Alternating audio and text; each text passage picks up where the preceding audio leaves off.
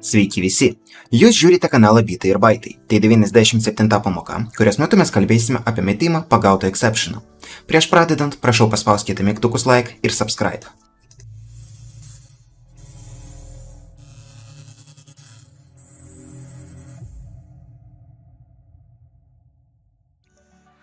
Pas mus yra 3 funkcijos, neskaitant main.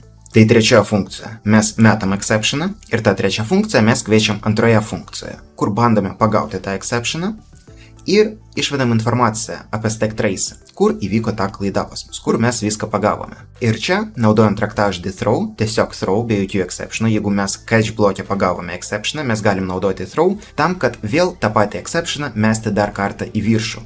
Ir čia, kaip matote, truputį aukščiau funkcijoje 1, mes tą exceptioną vėl pagausim naudojant try bloką ir išvesim informaciją apie stack trace dar kartą. Pabandysim paleisti tokį kodą ir pažiūrėsime, kas pas mus išeina. Kaip mes antroje funkcijoje pagaunam tą exceptioną, mes matome, kad ta klaida pas mus įvyko funkcijoje 3 ir 35 eilutėje. Ir ta funkcija pas mus buvo iškviesta funkcijoje 2, 24 eilutė. Tai viskas teisingai mes pagavome ir žinome visą stack trace nuo šios vietos. Ir tą pagautą exceptioną mes vėl metam į viršų ir čia pagauname funkcijoje 1. Ir matome stack trace jau iki funkcijos 1.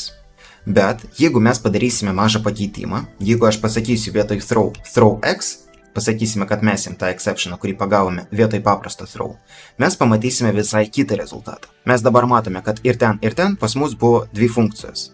Tik kaip jūs galite pastebėti, pirmoje funkcijoje mes jau nematome trečios funkcijos, kuria pas mus buvo prie antros funkcijos. Tai mes pagavome tą informaciją ir naudojant tą throw x, mes pasakome, tas, kas pagaus tą exceptioną truputį aukščiau, jis neturi nieko žinoti apie visą call stacką, kuris pas mus buvo žemiau, apie funkciją, kur įvyko ta klaida. Aš nenoriu perduoti tos informacijos. Tai yra naudinga, kai jūs norite padaryti savo kažkokią biblioteką ir nenorite rodyti naudotojui, kokia pas jūs ten yra struktūra ir tiesiog pagaunate viršuje kažkur exceptioną ir keičiate call stacką. Sakote, kad va, kažkas įvyko blogai, bet konkrečiai kas ten negerai aš tau nepasakysiu, tiesiog galbūt pas tave blogas argumentas arba kažkoks kitas dalykas padarytas negerai. Ir čia atsiranda warningas, kuris mums ir sako, kad mes keičiame call stacko informaciją ir ar tikrai mes norime tai čia daryti. Tai jeigu jūs norite perduoti tą exceptioną kažkur į viršų ir palikti visą call stacką, jūs rašote tiesiog throw. Jeigu jūs norite panaikinti informaciją apie funkciją, kurioje įvyko tas exceptionas ir parodyti nuo šios funkcijos, kur jūs pagavote tą exceptioną, jūs turite rašyti throw x.